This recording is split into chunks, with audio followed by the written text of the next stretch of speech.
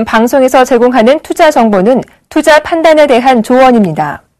방송에서 제공하는 주식의 가치, 가격 상승 및 가격 하락에 대해서는 방송사에서 보장하지 않습니다.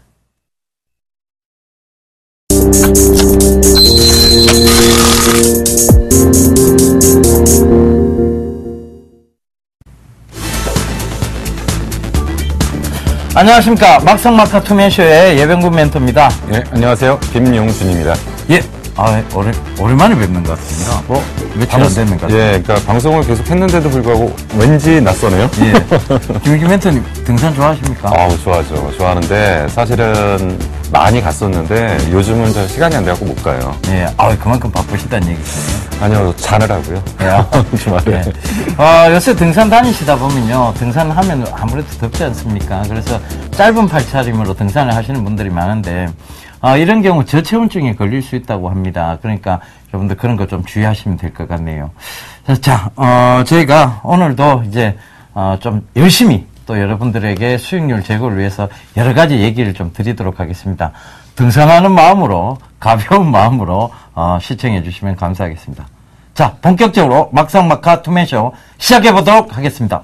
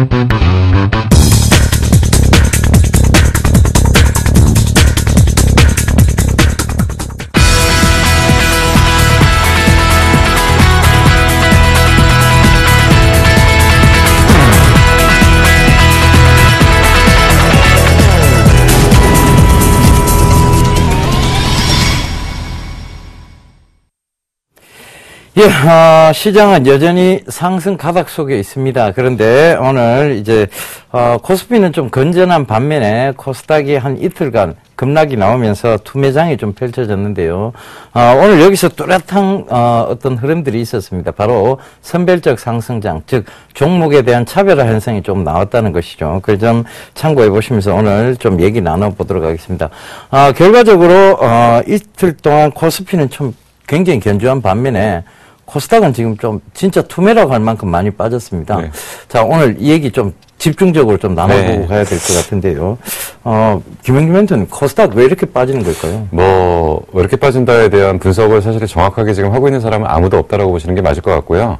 일단 여러 가지 해석들은 좀 난무하고 있습니다. 근데 이제 가장 설득력 있는 얘기는 이거 같아요.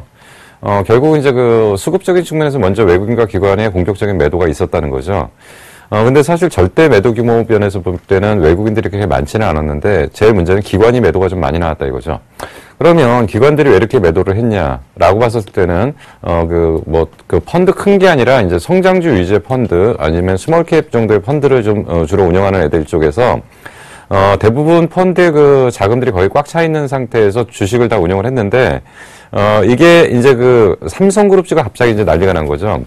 삼성그룹주가 갑자기 난리가 나니까 단기 수익률 제고 차원에서는 일단 삼성그룹주로 좀 몰려가야 될 필요가 좀 있다. 그래서 이제 종목들이 이제 투매가 나오면서 시작된 거고 그러는 과정에서 이제 그 두 가지 요소가 좀 작용을 한 것 같습니다. 첫 번째로는 신용 반대 매매 쪽이 좀 작용을 한 것 같아요. 뭐 스탁론 플러스 기타 신용 물량 이런 것들이 이제 같이 작용을 하면서 종목의 하락폭을 더 키면서 매물을 부르는 거. 그러니까 기관이 매도하면 신용 반대 매매 나오고 신용 반대 매매 나오면 다시 또 기관이 때리면은 또 밀려버리고 이런 과정들이 이제 반복되면서 이제 수급이 악화되는 게 첫 번째 요소였고요. 이러한 것들의 그 배경에 깔려 있는 부분들은 결국 이제 IT의 어떤 수익성이 우리가 기대한 만큼 안 나오지 않을까라는 얘기들의 복합적인 해석들을 지금 하고 있는데 사실은 정확하게 말하면 모른답니다. 모른다고 지금은 수급이 엉켜있다는 것밖에는 지금 다른 얘기로 설명할 수는 있는 건 아니고요.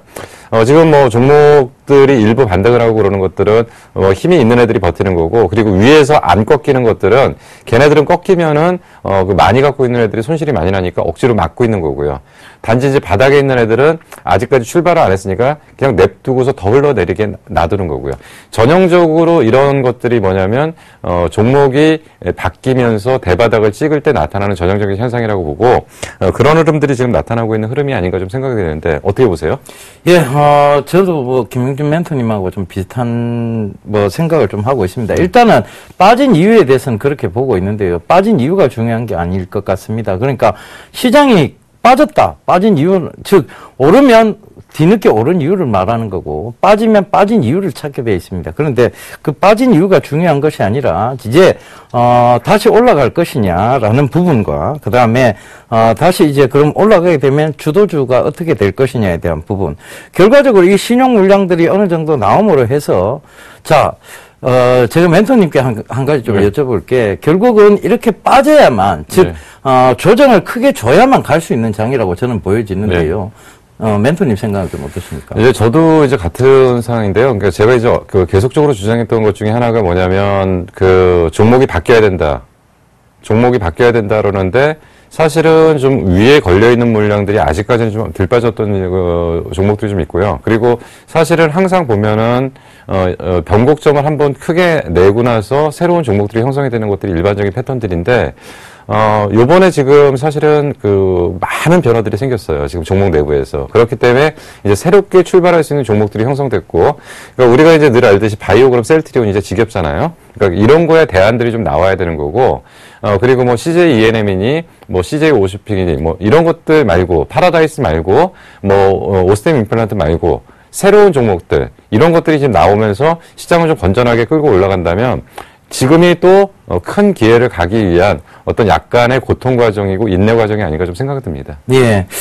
일단 워렌 버핏이 가장 중요한 말을 했습니다. 공포를 매수하고 탐욕을 매도하라는 말이 있죠. 그런데 지금 아마 여러분들은 심한 코스닥에서 어떤 체감 지수를 보면 굉장히 공포를 좀 느끼실 구간이 아닌가 그렇게 보여지는데요. 지금 공포를 매수해야 될 시기라고 보십니까? 사실은 이제 공포스럽지는 않고요. 뭐냐면 바닥에서는 일반인들은 공포감을 느끼고 전문가들은 확신을 갖고 있다고 그랬잖아요. 예. 그리고 이제 고점에서는 이제 일반인들은 확신을 갖고 있지만 전문가들은 이제 공포를 느낀다고 합니다. 근데 지금은 공포를 느끼는 구간은 아니고 그리고 또 길게 봤었을 때는 지금 외국인들이 워낙 큰 규모로 들어왔어요. 작년부터 올해까지 최근에 좀 팔았다고 하지만 아직까지 누적 기준으로 코스닥 시장에서 2조 5천억 샀거든요. 근데 이거 빠져나갈 수 있는 자금 아니라고 계속적으로 말씀드렸고요. 얘네들은 2년이고 3년이고 농론하면서 엄청난 수익을 내려고 지금 준비하고 있는 거고 지금 단지 이제 외국인들이 흔들리는 거는 외국인들 단기 펀드에 휘둘리는 거고 우리나라 기관은 어차피 얘네들이 주가 빠지면 그냥 팔기 바쁜 거고요. 올라가면 사기 바쁜 애들이거든요. 그러니까 시장에 지배력이 없다라고 좀 보시면 됩니다. 그러면 외국인 장기 펀드 쪽이 코스닥 쪽에 매수한 규모로 봤을 때는 이거는 뭐 끝난다가 아니라 오히려 어느 점에서 매수 타이밍을 잡아야 되느냐라는 관점으로 접근해야 되는 게 맞을 것 같습니다. 예, 맞습니다. 결국은 여러분들이 지금은 공포로 느끼실 필요도 없다는 얘기입니다. 즉, 제가 강조드린 얘기예요. 자, 코스닥이 먼저 갔습니다. 아우가 먼저 갔고 이제 형이 안 따라와요. 코스피가 안 따라오는데 그러니까 기다려줬습니다. 기다려줬는데 형이 지지부진하니까 그 틈을 살짝 내려오면서 갭을 메꿔주고 그 다음에 코스피가 올라와주면서 지금 발을 맞춘 구간이라고 보시면 되겠습니다. 저는 한마디로 일축시켜드리자면 코스피 코스닥 발맞추기가 아니냐 그 점 참고해 보시면 될 것 같습니다. 자, 그럼 본격적으로 오늘 장 들었다 놨다 했던 특징 종목군 살펴보고 가도록 하겠습니다. 화면으로 보시겠습니다. 예, 첫 번째 종목 삼성전자입니다.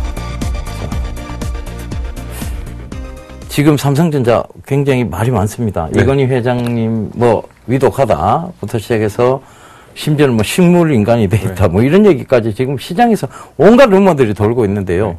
자, 이거를 어떻게 받아들여야 될까요? 원래 이제 그 삼성 병원에 가면은 20층은 그 그룹사 직원 아니면은 절대 못 들어가는 데잖아요. 예. 근데 요번에 아마 그런, 일이 있었나 보더라고요. 그러니까 그 그룹사 직원, 특히나 이 회장님이 오실 줄은 상상도 못하고 아마 그룹사 직원 아닌 사람이 좀 요번에 그 투숙을 그 병원에 들어갔었나 보더라고요. 20층에. 그랬다가 바로 다음날 쫓겨났다고 그러던데, 그만큼 이제 그쪽에 대한 보안이 지금 철저한 거고, 과연 이제 그쪽에서 어떻게 돌아가는지 잘 모르는 건데, 뭐 일단 오늘 신문기사 보니까, 뭐 일반 병동으로 옮겼다, 뭐 크게 문제는 없다라고 얘기를 하는데, 사실 이제 이건희 회장이 사실은 위독하고 문제가 되고 이런 부분들에 대해서 이제 사실, 애널리스트나 이런 사람들도 조심스럽게 얘기를 하고 있는데, 사실 저희는 이제, 좀 이렇게 좀 보고 싶어요. 뭐냐면, 사실 이건희 회장의 역할은 거의 다 됐고, 그러니까 경영 일선에서는 거의 물러난 게 아니냐. 정말 중요한 의사결정만 하는 거고, 이미 모든 체제가 이제 이재용 체제로 갔는데, 요번에 좀 의미를 좀 부여하는 게, 결국은 이제 이건희 회장 위독설에 근거해서 주가가 올라갔다고 하고, 지배구조 정비가 요번에 시작된다고 보는 것보다는, 결국은 복잡한 지배구조에 대한 정비. 그러니까 그동안 사실은 우리나라는 대부분 이건희 회장이 삼성전자에서 가지고 있는 지분은 1%, 2%밖에 안 됐죠. 근데 그럼에도 불구하고 대주주고 경영권을 행사하는 것은 소위 말하는 순환 출자 구조. 그러니까 다른 자회사를 통해서 삼성전자를 지배하는 그런 구조가 되다 보니까 순환 출자 구조에 의해서 지배되고 있는데 아마 이런 부분의 상당 부분이 좀 정비가 되지 않을까. 그리고 이제 뭐 지주사 얘기도 좀 나오는 것 같아요. 예. 근데 지주사 가능할까요? 지주사요? 네. 글쎄요. 지금의 어떤 경영권에 대한 어떤 부분들, 네. 그 다음에, 아무래도 보면 이제 또 경영권이 나눠지지 않겠습니까? 네. 그러면 지주사가 조금 힘들지 않을까 그런 생각이 좀 듭니다. 저는 이제 그거보다도 이제 삼성전자가 이제 뭐 한 200조 되잖아요. 예. 200조인데 최소한 경영권을 행사하려고 그러면 지분율이 20%는 돼야 되잖아요. 그렇죠. 그러면 40조는 있어야 되거든요. 예. 얘는 40조 없어요. 예, 맞습니다. 그래서 이제 그런 지주회사 개념이 좀 힘들지 않을까. 그래서 얘네들이 생각하는 것처럼 그렇게 뭐 많이 좋아질 것 같지는 않은데요. 지배구조 정비한다고 해서. 그렇습니다. 일단 저는 삼성전자의 상승 요인, 최근에 상승 요인을 좀 다른 쪽에서 잡아봤는데요. 물론 지금 그룹 내의 어떤 문제에서도 잡을 수 있겠습니다만은, 진짜 SK 하이닉스하고 지금 삼성전자의 주가가 좋은 이유는 결과적으로는 반도체 D램 가격의 상승 부분, 그것을 충분히 보셔야 될 것 같습니다. 그 다음에 또 하나는 스마트 기기, 여러분들 많이 들고 다니시는 스마트폰, 그리고, 그런 부분들, 스마트 기기부터 시작해서 태블릿 PC, 그 다음에 UHD TV 시장 확대에 대한 수혜를 지금 받고 있지 않느냐. 결과적으로 지금 삼성전자의 주력 업종으로 보면 이 세 가지를 꼽을 수 있는데 이 세 가지의 확대가 그리고 또 혹은 지금 업황이 어떻게 지금 개선이 되고 있다는 점 참고해 보신다면 결과적으로 그런 곳에 좀 기인을 해야지 지금 삼성그룹 내의 어떤 부분으로 자꾸 몰고 가는 것은 별로 좋지 않을 것 같습니다. 일단은 이런 부분들을 꼼꼼히 좀 체크를 해보셨으면 좋겠습니다. 자, 두 번째 특징 종목 살펴보고 가도록 하겠습니다. 예, 바로 롯데 손해보험입니다. 오늘 장 막판까지 가격 제한폭까지 상승을 했습니다. 자, 이 롯데그룹이 지금 LIG 손보사를 인수한다. 자, 이런 얘기들이 시장에 돌면서 지금 바로 가격 제한폭까지 상승이 있었는데요. 자, 이 롯데그룹 참 무섭습니다. 롯데 손해보험은 크게 별로 뭐 없는 회사인데도 불구하고 그렇죠. 이 롯데그룹의 힘 같아요. 예. 사실은 롯데가 이제 돈을, 그러니까 현금을 좀 상당히 많이 갖고 있는 그룹 중에 좀 하나였던 거죠, 대표적으로. 근데 참, 어떻게 보면 좀 진짜 껌 팔아가지고 돈 많이 번 회사 중에 하나인데요. 현금 보유 능력으로는 최고였다고 그러고 예전에 한번 무슨 얘기까지 나왔었냐면 IMF 시절에 이제 포항제철 인수까지도 얘기가 나왔었어요. 롯데그룹이.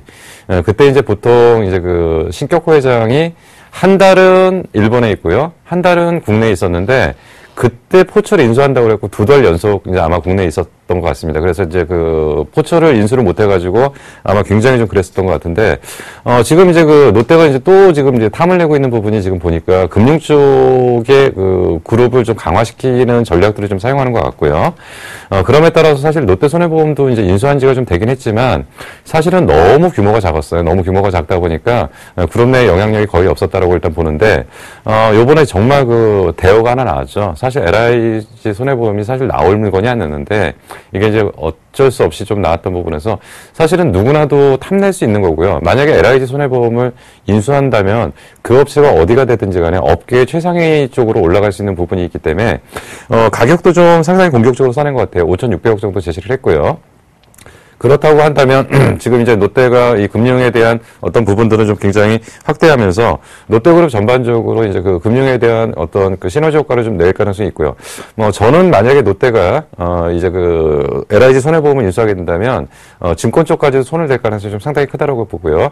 그럼 롯데카드 그리고 손해보험 그리고 증권 쪽을 연결하는 금융의 그룹화를 좀 시켜서 그 롯데그룹에 대한 어떤 시너지 효과를 좀 확대하는 그런 쪽의 정책을 쓸 것 같기 때문에 분명히 롯데손해보험에 대해서는 LIG 손해보험의 인수는 대형 호재일 수밖에 없고요. 주가에 대한 재평가 작업이 분명히 있을 수밖에 없는 내용이기 때문에 이거는 긍정적이라고 일단 판단이 됩니다. 예. 일단 대기업의 어떤 이런 그 자본 잠식화 뭐 이런 거 있지 않습니까? 네. 대기업이 계속해서 이런 그 거대 자본들을 먹어가면서 네. 문화발식 확장을 통한 성장 이런 것에 대해서는 저는 개인적으로는 좀 부정적인 생각입니다만 기업적인 측면에서 보면 굉장히 좀 좋다고 볼 수 있겠습니다. 그러니까 이제 M&A라는 걸 갖다가 이제 나쁘게 볼 수는 없고요. 저는 이제 그 M&A라는 부분은 그렇게 봐요. 뭐냐면 그게 이제 서로 상호의 그 시너지 효과를 좀 냈으면 좋겠는데, 이제 그 악영향되는 게 문제였는데, 항상 M&A라는 부분과 기업의 분할, 그리고 기업의 협치. 그러니까, 산업이 좋을 때는 그 원가 경쟁력을 위해서, 밑에 있는 거를 합쳐갖고 하나의 회사를 만들어서 경쟁력을 키우는 게 좋다고 보고, 그 경기가 불안할 때는 쪼개서 각자 사는 구조로 가는 거고요. 근데 지금 뭐 이 바닥에서는 분명히 이제 저는 이제 그렇다고 해서 LIG 지금 손해보험을 갖다가 다른 데 인수할 만한 데가 또 마땅치도 않잖아요. 그렇다고 한다면 은행권에서의 어떤 그 포트폴리오 측면에서 은행권이 또 그 손해보험이나 이런 화재보험 쪽을 가게 되면 걔네들의 영향력이 너무 커지는 부분이고, 그래서 뭐 요번에 롯데그룹의 뭐 그 이쪽에 그 손해보험의 진출 자체는 크게 나쁘다고는 생각은 안 하는데, 전체적인 측면에서 이제 말씀하신 것처럼 그룹이 너무 이제 잡아가면서 다른 데들을 먹고 살지 못하는, 그렇지만 이제 한 가지 좀 기억할 거는 그룹화가 된다 하더라도 전문성을 갖는 그룹화가 좀 필요하지 않은가. 자동차 그룹이면 자동차 그룹으로 가야 되고, 전자 그룹이면 전자 그룹으로 가야 되는데, 말씀하시는 것처럼 전자도 했다, 건설도 했다, 금융도 했다, 이게 문제라는 얘기시겠죠. 너무 문어발식 사업을 하고 그러니까요. 있다는. 자, 일단 여러분 어디로 인수될지는 사실 아직 명확히 결정된 것은 없습니다. LIG 손보사가 지금 명확하게 이쪽으로 인수가 된다라는 얘기는 없다는 얘기입니다. 이 LIG 손보사를 인수함으로 해서 지금 다른 쪽에서는 대형 손보사가 등장하게 되는 건데요. 결과적으로 아직은 경쟁 쪽에 있습니다. 예전에 여러분들 책을 보시면 아시겠지만 세계 언론 재벌 루퍼트 머독이라고 있습니다. 기사 한 번 잘못 내고 그 어마어마한 수익을 거뒀다고 얘기하죠. 이런 기사가 어떻게 보면 옐로우 저널리즘적 성격을 가질 수도 있는 것이니까요. 그 부분 주의해 가시면서 보시면 될 것 같습니다. 너무 낙관론도 그리고 너무 비관론도 안 가지시는 게 좋을 것 같습니다. 그래서 저는 조금은 더 조심해야 될 필요가 있지 않느냐. 물론 롯데 손보사가 조금 인수가 유력하다는 얘기 맞습니다. 그리고 오늘 그 보험사들의 전체적인 재무 건전성이 기준을 상회하고 있다는 얘기도 아마 이런 부분에서 주가에 도움이 된 것은 같은데요. 가장 큰 호재는 LIG 손보사 인수에 대한 부분이었습니다. 그런데 아직 명확히 결정된 것은 없다라는 거 전해드리면서 세 번째 특징 종목 살펴보겠습니다.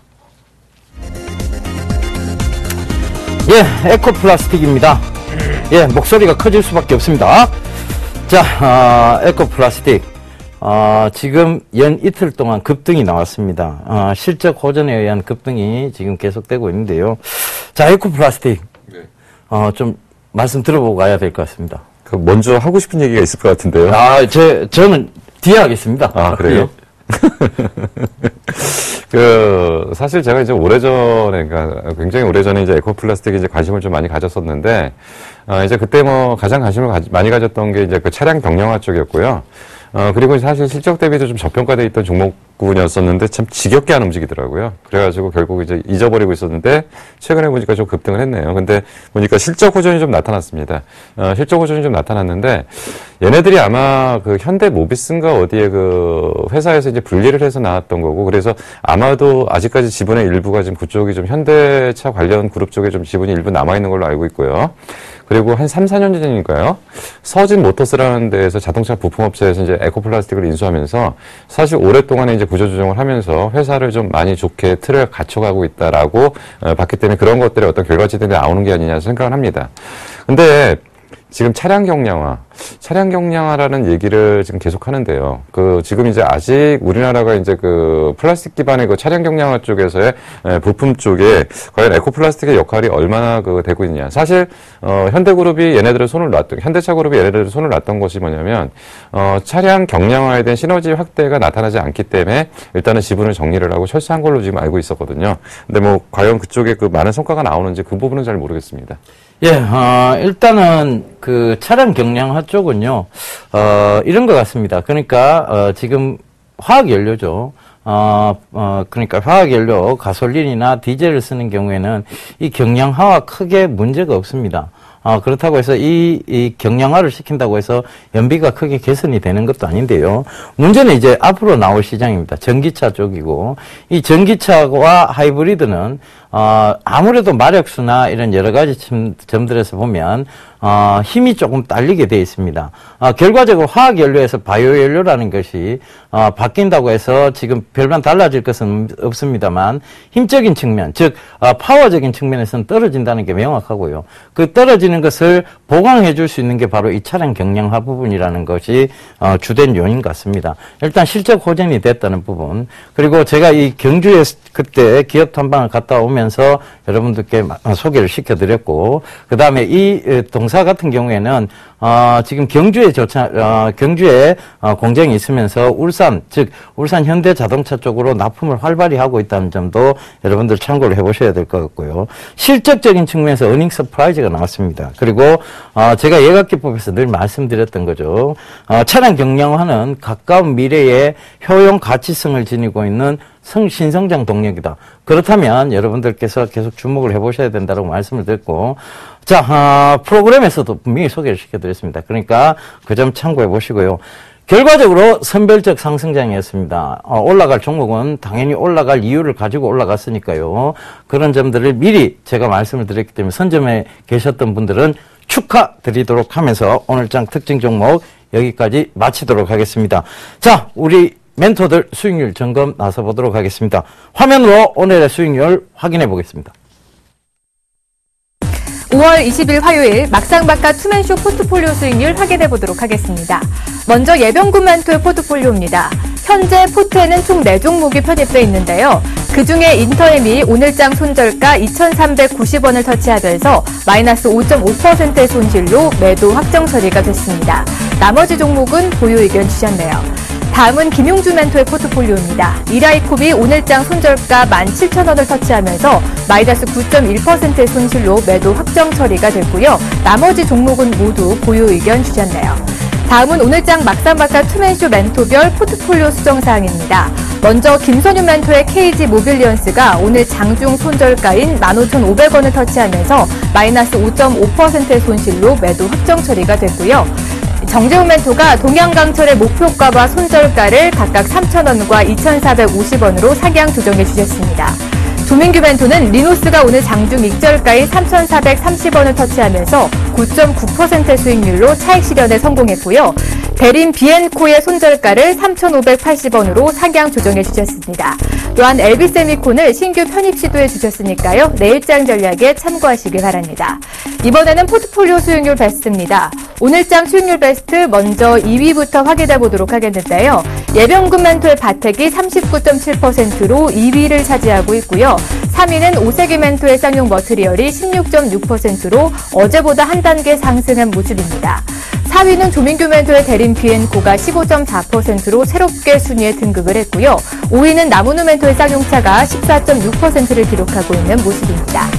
그렇다면 오늘장 막상박하 투명주 수익률 베스트 1위는 과연 누가 차지했을까요?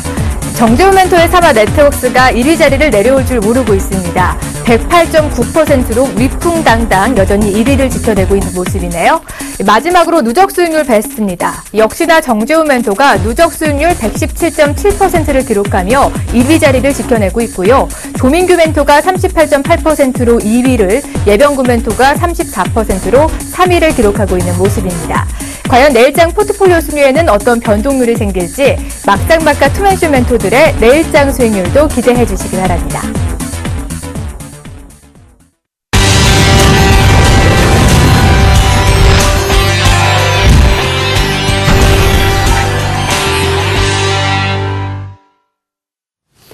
예, 오늘도 어김없이 파트너 정재훈 멘토가 1위를 차지했네요. 그죠?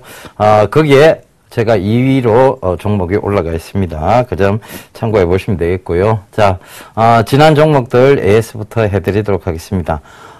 이번 코스닥 투매장이 펼쳐지면서 상승폭들을 좀 많이 반납을 했어요. 그죠? 근데 바텍은 여전히 좋은 수익률을 기록하고 있습니다. 이제는 거의 40%에 가까운 수익률을 정말 신압으로 올라오고 있습니다. 그 점 참고해 보시면 되겠고요. 이제 40% 이제 다 왔어요. 그죠? 그 다음에 한신기계 지금 한 10% 이상 수익률을 기록하고 있다가 상승폭을 좀 반납을 했습니다. 그런데 여전히 한신기계는 좀 지켜보셔야 될 것 같습니다. 컴프레셔 많이 이용되고 있죠. 그죠? 그래서 한신 컴프레셔의 어떤 매출 성장성을 보시더라도 조금 더 들고 가보셔야 되겠다는 거 말씀드리겠고, 시세 급등이 나온다면 제가 손절가를 상향해서, 지금도 이미 손절가가 지금 상향이 돼 있죠. 그죠? 목표가는 그대로이지만 손절가를 상향을 해서 편입가에 일단 익절가를 만들어 놓은 상황이니까요. 불안해하지 말고 그냥 들고 가시면 되겠습니다. 자, 그 다음 사조 시푸드입니다. 사조 시푸드도 역시 상승폭을 어느 정도 반납을 했는데요. 지금 오늘 장에서도 상승의 모습들을 이어가는 모습들을 보신다면 이 종목군도 여전히 참치회, 여름이죠. 그러면 더더욱 부담스러운 음식고 땀 흘리는 음식보다는 참치용 회 많이 이용하실 거예요. 그죠? 그러면 그거 조금 더 보셔야 될 것 같습니다. 사조 시푸드. 그 다음에 인터엠이 편입하고 지금 상승 구간을 와 있다가 이번 코스닥 투매장에 매도가 돼버렸어요. 그죠? 오늘 매도가 돼버렸는데 마이너스 5.5%로 일단 인터엠 보유하고 계신 분들은 분명히 들으십시오. 다시 올라옵니다. 분명히 성장성을 제가 갖추고 있다라고 말씀을 드렸고, 그 성장성적인 측면을 보라고 말씀드렸습니다. 전일 대박 플러스에서도 제가 말씀을 드렸죠. 제가 오늘 3번 정밀전자도 예전에 들고 나왔었는데 그 3번 정밀전자도 손절가가 나왔습니다. 그래서 프로그램상에서는 빠졌지만 결국은 제가 보유하신 분들에 대해서 얘기를 드렸고, 그 3번 정밀전자가 금일 가격 제한폭까지 올라왔다가 밀렸습니다. 결과적으로 수익이 지금도 수익 구간이라는 거 참고해 보시면 좋겠습니다. 자, 앞으로 더 분발해서 수익률을 따라가도록 하겠습니다. 자, 오늘 이제 히든카드 좀 보고 가야 될 것 같은데요. 키워드부터 살펴보겠습니다.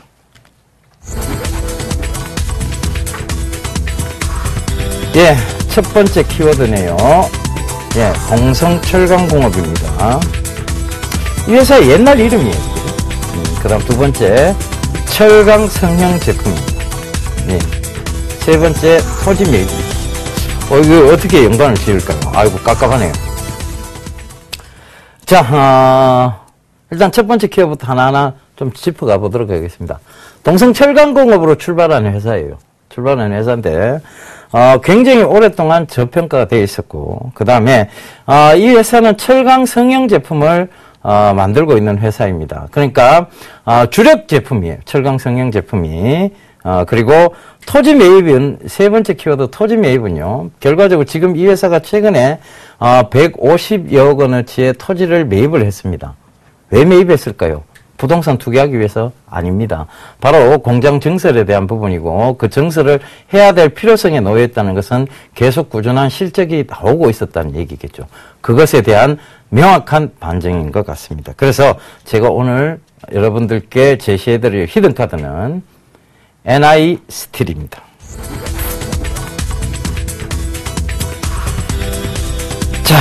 이 회사 어떤 회사일까요? NI스틸 좀 일단 이름으로 보면 철강 회사는 분명해요. 스틸이 들어가니까 그죠?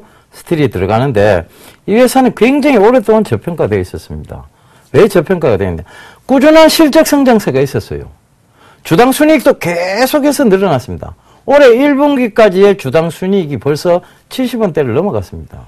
그죠? 그렇다면 지난해 주당 순이익이 한 260원 정도 되는데요. 그걸 충분히 뛰어넘을 수 있습니다. 그죠? 그런 부분에 1분기만 보더라도 그렇게 뛰어넘을 수 있다는 거. 즉, 철강 쪽에서 지금 성수기 쪽으로 들어가면 더더욱 실적이 개선될 거라는 전망. 그 다음에, 지금 이 회사의 새로운 사업 영역이 굉장히 마진이, 즉, 고마진, 60% 이상의 성장률을 기록하고 있다는 것도 참고를 해 보셔야 되겠습니다. 그럼 그 영역이 어떤 영역인가? 바로 제가 준비해온 PPT를 보면서 살펴보도록 하겠습니다. 자, NI스틸의 영업실적 및 영업실적 추이 및 전망입니다. 강제 리스인데요. 강제에 대한 리스 부분입니다. 그러니까, 자, 2번을 좀 살펴보셔야 될 것 같아요. 2번 강제 리스 쪽인데, 여기서 H빔, 두 번째 H빔을 한번 살펴보세요. 2013년도부터까지는 실적이 없었습니다. 그런데 2014년도에 70억이란 실적을 냈고, 그죠? 70억이란 실적을 냈습니다. 그 다음에 바로 2015년도 이제 전망치가 벌써 나왔죠. 그죠? 144억 4천 정도가 될 것이다. 144억이 될 것이다. 참. 그 얘기가 벌써 나왔습니다. 그 다음 2016년도에 전망치가 171억까지 늘어날 수 있다. 즉 H빔은 여러분들 어떤 빔인지 잘 아실 거예요. 건설 자재에서도 많이 쓰이고 있고 이 H빔에 대한 리스가 시행된다. 새로운 사업이죠. 신규 사업이 지금 활성화를 이루고 있고 이것의 성장률이 지금 60%대가 넘는다는 것도 여러분 참고를 해보시면 좋겠습니다. 자, 그 다음 이 강제 리스에 대한 출하량 및 추이 전망입니다. 바로 이 H빔인데요. 이 H빔이 지금 보시게 되면 2014년도 자 전망치 2015년도 전망치 2016년도 전망치가 굉장히 급격하게 늘어나고 있습니다. 그렇다면 그 부분 참고해 보시더라도 즉 동사의 지금 주가를 조금 여러분들 좀 긍정적으로 바라보셔야 돼요. 오랫동안 저평가되어 있었다는 것도 굉장히 큰 매력 포인트가 되겠죠. 그 다음에 영업실적 추이 전망입니다. 여러분들 2014년도, 2015년도, 2016년도 예상치가 가파르게 증가하는 것을 보실 수 있을 거예요. 일단 매출액은 완만히 상승하는 반면에 영업이익률이 급격하게 증가하고 있다. 이것은 바로 리스에 대한 관계 부분은 영업이익률이 굉장히 크다라는 것도 여러분들 참고해 보시면 좋겠습니다. 자, 제가 그래서 여기까지 좀 살펴봤는데요. 또 하나의 이 회사의 동사의 매력 포인트가 있습니다. 바로 원화 강세 수혜주입니다. 지금 최근에 주가가 많이 올라온 것도 이 원화 강세와 무관하지 않은데요. 이 원화 강세에 대한 부분들은 아직까지는 이슈화가 좀 돼 있습니다. 그리고 당분간은 이 원화 강세가 조금 이어질 전망이다라는 것도 살펴보셔야 되겠고, 일본이 더욱더 엔저 정책을 계속 고수하겠다는 아베노믹스에 대한 얘기들이 지금도 계속 나오고 있다는 것은 이 원화 강세를 뒷받침시켜 줄 수 있는 부분이라고 생각이 듭니다. 그래서 그 부분도 참고를 해보셔야 될 것 같습니다. 매출 잘 나오고 있고 그 다음에 해마다 배당률도 좋았습니다. 그렇다면 기업 CEO의 마인드도 굉장히 좋다라고 우리가 잠정적으로 결론을 낼 수도 있다는 부분입니다. 그래서 이 NI스틸 계속해서 주목해 보셔야 되겠다는 거 참고를 해보시면서, 자, 차트 보면서 가격대를 잡아 드리도록 하겠습니다. 일단 NI스틸요. 자, 차트를 보겠는데요. 잠시만요. NI스틸. 자, 이 NI스틸이 예. 자, 이 NI스틸이 지금 지금 가파른 상승대에서 지금 건전한 조정이 딱 들어왔고, 이 건전한 조정 구간에서 이제 상승을 바라보고 다시 리바운딩 쪽을 보고 있다는 것입니다. 그래서 이 부분도 여러분들 체크를 해보셔야 될 것 같고요. 일단은 지금 강하게 들어 올리는 구간 속에서 첫 번째 조우하는, 즉, 지금 올라오는 구간에서 이 52평이 첫 번째 조우하는 구간이 나왔습니다. 22평 아직 갭이 좀 많이 벌어져 있습니다만, 지금 지지를 잘 받고 있고, 일단 올라오고 있다는 점 참고를 해보셔도 좋겠고, 그 다음 지금 모멘텀이 부과가 됐다는 부분도 참고를 해보셔야 되겠습니다. 이게 지금 월봉이에요. 일봉이나 주봉이 아닙니다. 그 점 참고해 보세요. 그래서 그 부분도 여러분들 좀 참고를 해 보셨으면 좋겠고. 자, 이 부분이 자꾸 지금 네, 그렇게 돼 있네요. 자, NI스틸, 일봉입니다. 일봉으로 보면 이제 둔각을 만들고 떨어지는 거 아니냐, 이렇게 보이실 수 있겠습니다만, 결과적으로 일봉보다 더 중요한 것은 주봉이고, 그 다음에 이 62평이 강하게 올라오고 있는데, 62평은 살짝 깼어요. 그런데 이걸 지지를 받고 요 62평 위를 지금 다시 재상승을 바라보고 있습니다. 그러니까 그 점도 참고를 해보시면 좋겠고, 지금 이렇게 둔각이 나타나고 있는 구간에서의 거래량을 체크를 해보시면, 이 거래량 역시 지금 거래량이 터진 게 없습니다. 그죠? 강하게 거래량 올라왔던 것은 최초 상승 구간대였고, 거래량적인 측면에서도 아직 그만큼 보유 가치가 높은 회사라는 게 여실히 지금 나타나고 있습니다. 그 점 참고해 보시면 되겠습니다. 그래서 매수 가격대는요, 조금 더 싸게 잡아보자고요. 조금 더 싸게 잡아보는데, 오늘 종가가 2,745원이었어요. 그러면 요거보다 조금 싸게 잡아보는 그 관점에서는 2,710원, 그거 잡아보시면 될 것 같습니다. 그리고 목표가는요, 예각기법에서 의미 없다라고 말씀드렸죠. 근데 일단은 3,610원, 3,630원 잡아드릴게요. 30원 잡아드리고, 손절가 역시 타이트합니다. 타이트하게 2,510원을 잡아드리도록 하겠습니다. 시청자분들과 가족분들의 손절선은 분명히 다릅니다. 여러분들은 관리가 안 되기 때문에 철저하게 관리 차원에서 손절선을 타이트하게 잡아드리는 것이고, 시청자분들은 지금 종목군들을, 또 가족분들은 또 종목군들의 어떤 포지션을 다르게 잡고 가고 있죠. 그 점도 꼭 좀 참고하시고요. 여러분들은 자, 화면을 통해서만 리스크 관리를 할 수 있다는 것도 제가 염두에 두고 늘 손절선 제시해 드리는 거니까 참고를 하셨으면 좋겠습니다.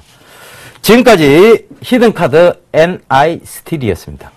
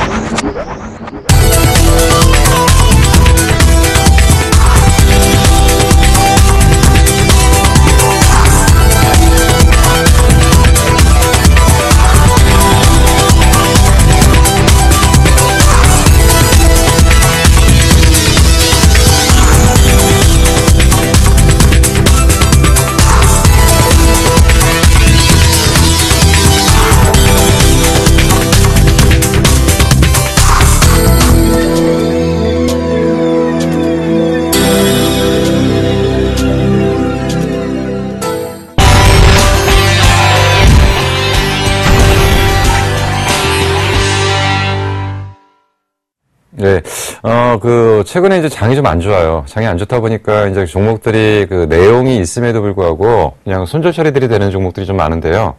오늘은 일단 매도가 돼 있던 이라이콤이라는 종목을 갖고 좀 집중적으로 좀 얘기를 해보고요. 나머지는 또 따로 시간을 내서 좀 할애를 해서 좀 얘기를 하는데 오늘은 이라이콤을 좀 집중적으로 한번 얘기를 좀 해보도록 하겠습니다. 자, 이라이콤이라는 종목을, 지금 보면은 오늘 이제 그 손절 라인을 터치를 해갖고, 주가는 이제 빠졌다.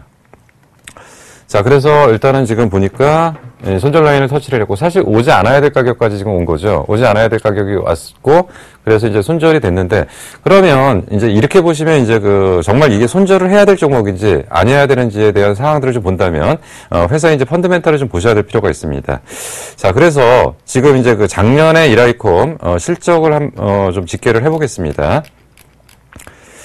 자, 작년에 총 실적이 얼마가 나왔냐면, 요 부분입니다.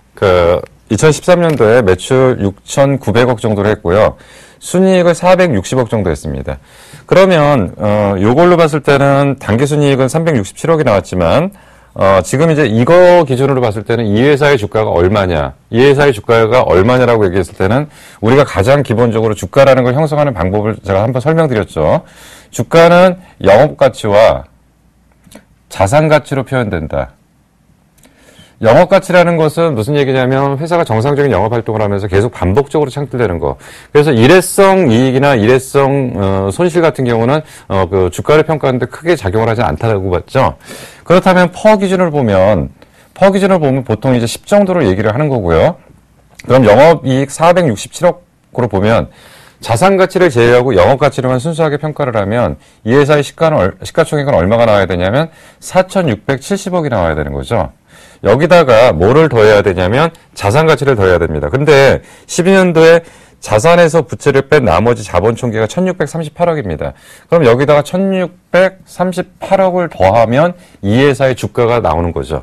그러면 이렇게 보면 5천억에 6천억 정도가 시가총액이 형성돼야지 적정평가라고 일단 볼 수가 있습니다. 그러면 오늘 기준으로 회사의 주가가 얼마냐? 이제 그 부분을 같이 봐야 되겠죠.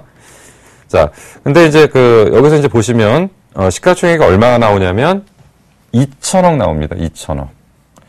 그래서 얘가 지금 퍼가 5 미만으로 지금 나오고 있습니다. 자, 이게 그러면, 항상 여기서 이제 우리가 고민을 해야 될 게, 이런 회사들은 항상 보면은, 이익의 최고점을 찍고, 이익이 급격하게 하락하는 거 아니냐. 라고 얘기를 해야 되는 겁니다. 그러면 1, 4분기 실적을 같이 좀 봐야 될 필요가 좀 있어요. 그럼 1, 4분기 실적은 얼마가 나왔냐?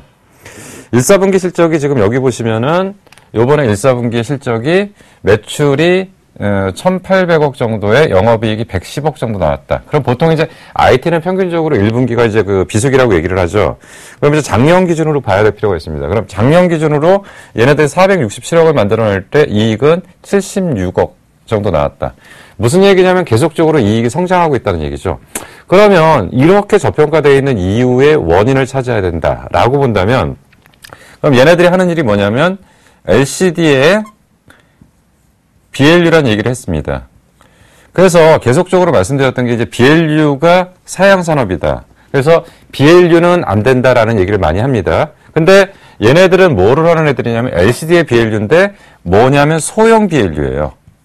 소형 BLU고 소형 BLU는 스마트 기기에 납품되는 거다.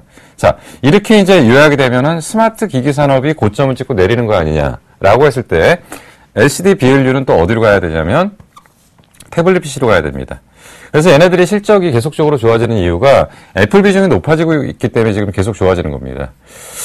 자, 그러면 산업이 꺾이는 것도 아니고요. 저평가되어 있는 건 확실하고요. 그리고 문제가 없는데 그리고 앞으로 실적도 급격하게 꺾이지 않는데 그럼에도 불구하고 주가는 자꾸 엉킨다는 얘기죠.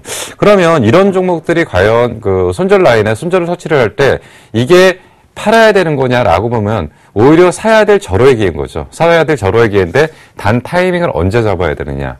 제가 이제 다른 종목들도 이제 조금 더 세부적으로 말씀드릴 거고요. 앞으로 이제 분명히 말씀드렸던 게 투맨쇼 쪽에서 이 모든 부분에 대해서 집중을 좀 해드린다고 말씀드렸기 때문에 그렇다고 한다면 오늘 손절 라인을 터치를 했지만 크게 의미는 부여하지 않는다라고 일단 말씀드렸고요. 뭐 이런 것들을 보유하고 계시는 분들은 중장기적으로 기다리시면 좀 상당히 좋은 결과가 나올 거다. 단 여기서 이제 한 가지 조금 걸리는 부분이 이 부분입니다. 뭐냐면 장기적인 상승이 꾸준하게 이어졌던 상태에서 장기 박스권을 들어갔는데 요거에 대한 기간 조정이 조금 더 이어질 가능성이 있다. 그렇기 때문에 주가가 제대로 평가를 못 받는다. 뭐 이 정도로 해석할 수는 있을 것 같습니다. 자, 이 정도로 말씀드리고요. 히든 종목, 히든 카드 쪽으로 넘어가도록 하겠습니다.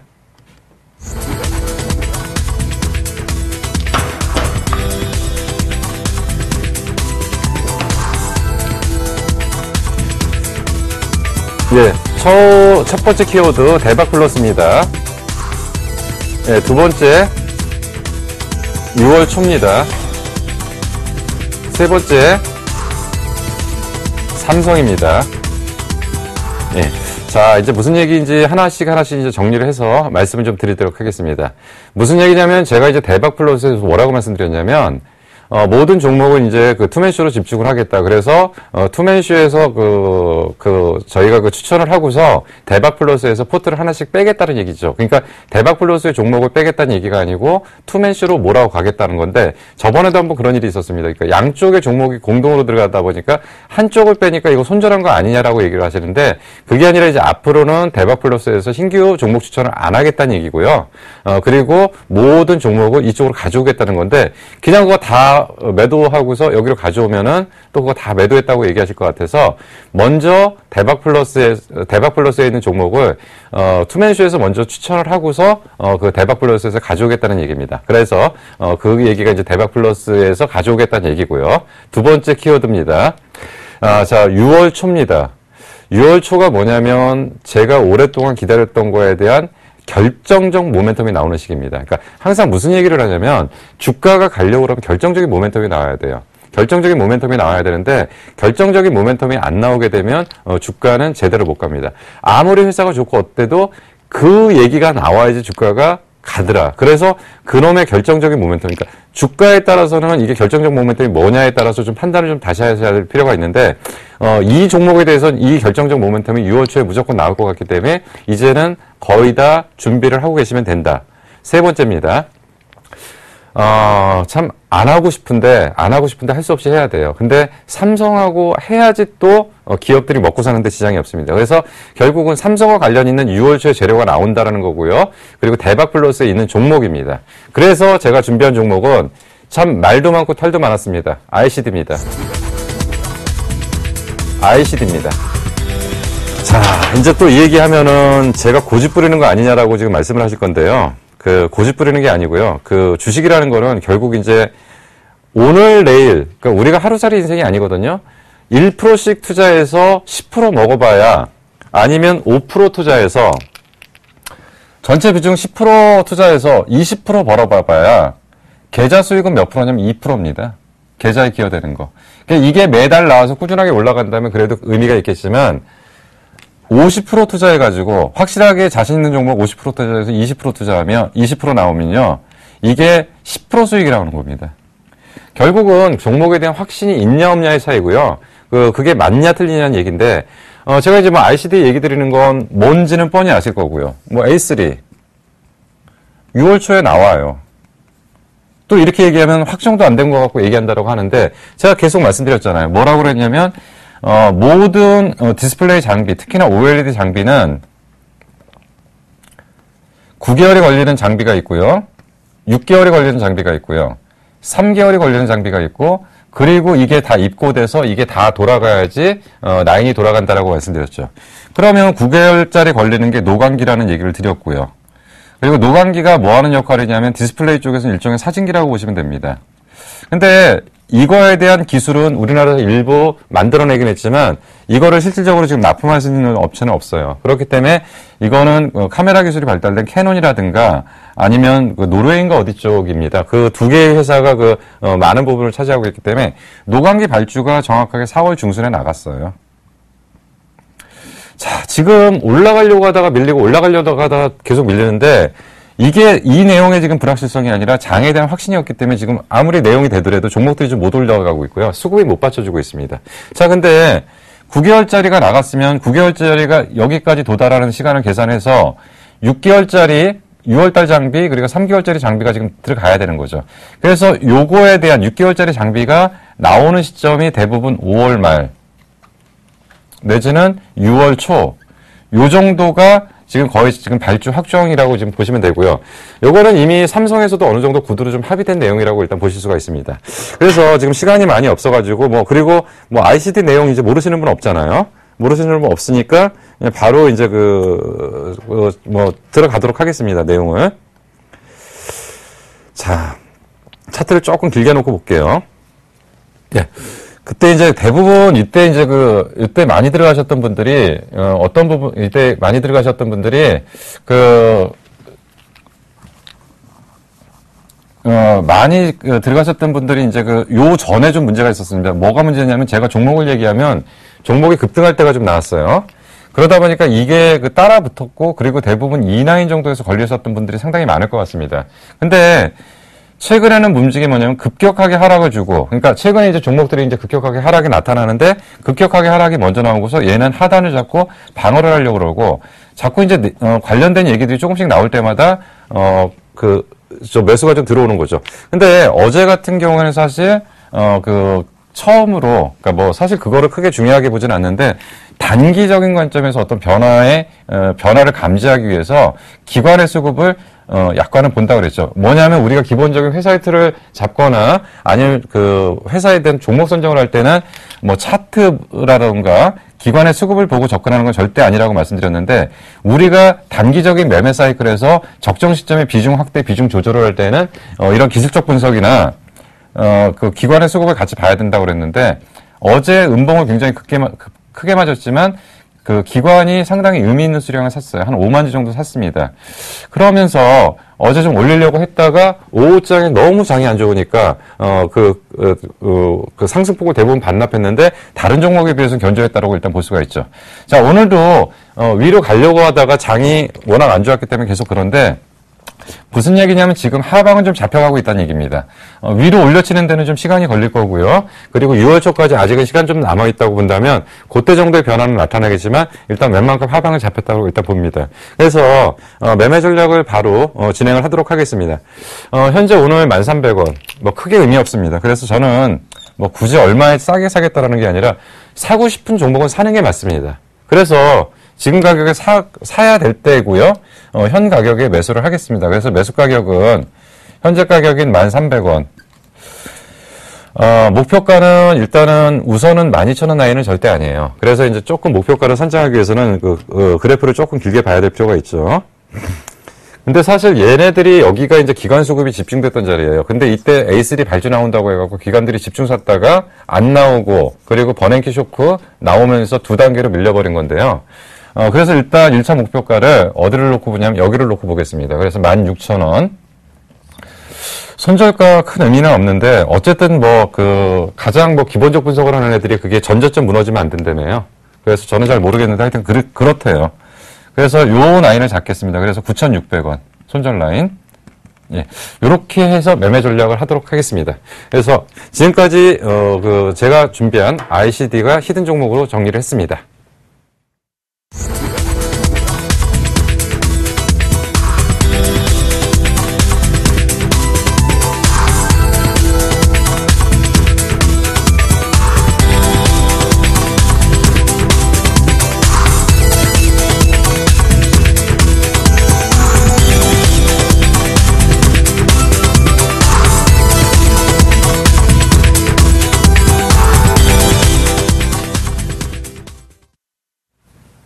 자, 오늘 막상막하 투맨쇼 어떻게 보셨습니까? 재미있으셨습니까? 저희는 다음 주에도 또 많은 준비를 해와서 여러분들을 찾아뵙도록 하겠습니다. 오늘 이만 인사드리고 저희 물러가도록 하겠습니다. 지금까지 시청해 주셔서 대단히 감사합니다.